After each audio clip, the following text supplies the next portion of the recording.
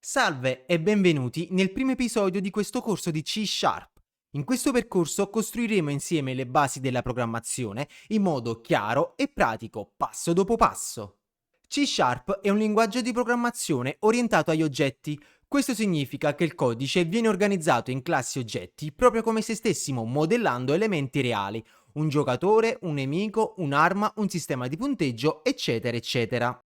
Programmare ad oggetti significa ragionare per componenti, dividere la logica in parti ordinate e riutilizzabili, e questo ci permette di costruire progetti grandi senza perdere il controllo del codice durante il corso del tempo.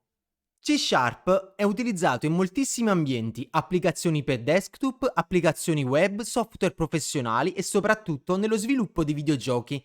È il linguaggio principale di Unity, uno dei motori di gioco più diffusi al mondo, e grazie a delle estensioni si può utilizzare anche su Godot. A video state vedendo un mio progetto in realtà virtuale fatto su commissioni.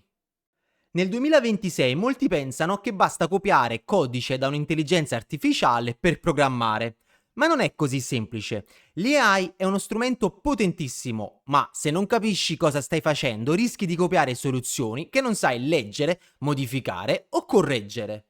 Personalmente mi è capitato di correggere bug generati dall'AI, così come mi è capitato di imparare qualcosa di nuovo proprio grazie all'AI stessa.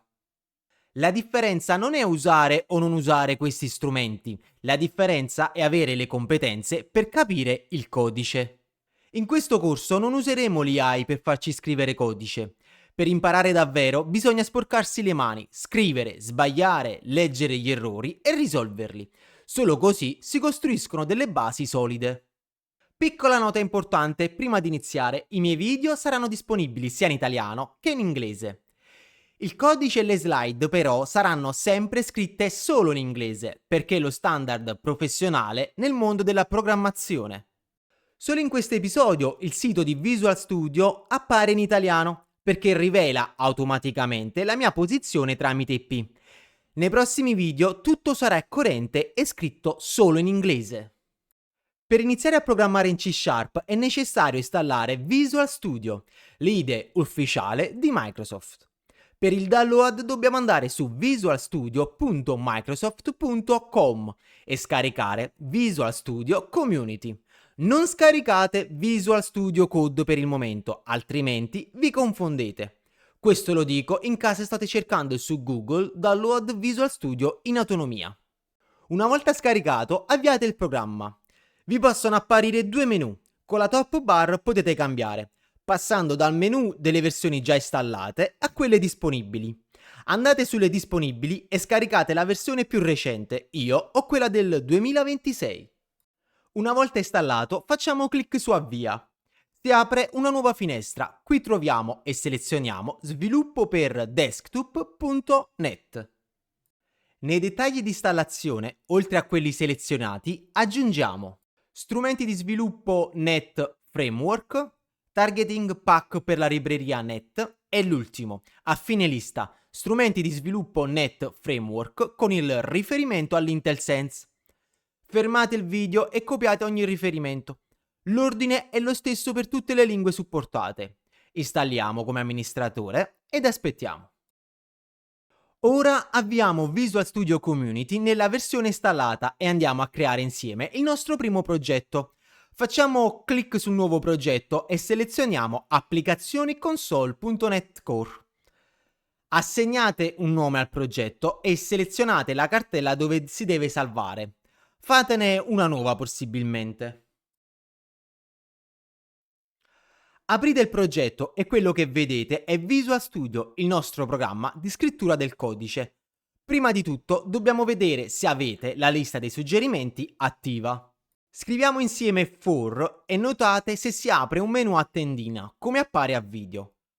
Poi premete spazio e vedete se appaiono dei suggerimenti in grigio scuro. Premete due volte Tab per vedere se si autocompila il codice. Ogni volta che premete Tab si deve autocompilare un pezzo. Se tutto questo non succede, allora andate in Strumenti, Opzioni.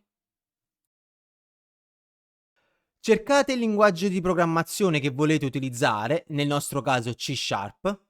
Andate su IntelliSense e attivate tutto come mostro a video.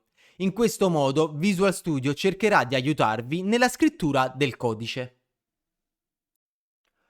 Fatto questo, tornate al codice. Se i suggerimenti non si erano attivati, riprovate. Scrivete for e notate se ci sono i suggerimenti in grigio chiaro, insieme al menu a tendina, e se col doppio tab il codice si autocompila.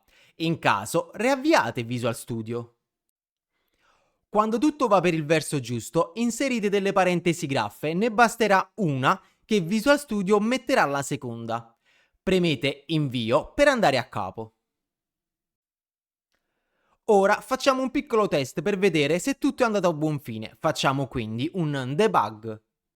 Fate clic su Debug, avvia debug, oppure potete semplicemente premere F5. Ora il programma si è avviato, seguendo un debug. Se avessimo scritto codice sarebbe stato eseguito. Si può anche avviare senza il debug, premendo CTRL più F5.